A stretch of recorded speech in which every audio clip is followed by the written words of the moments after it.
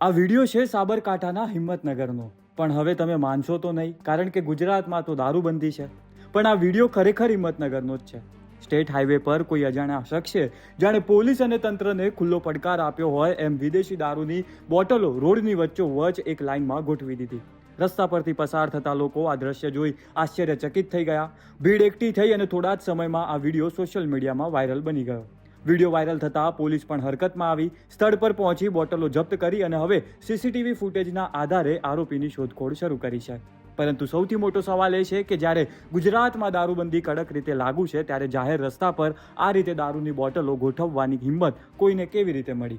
શું આ માત્ર મજાક હતી, કોઈ વિરોધનો સંદેશ હતો કે પછી તંત્રને સીધો પડકાર?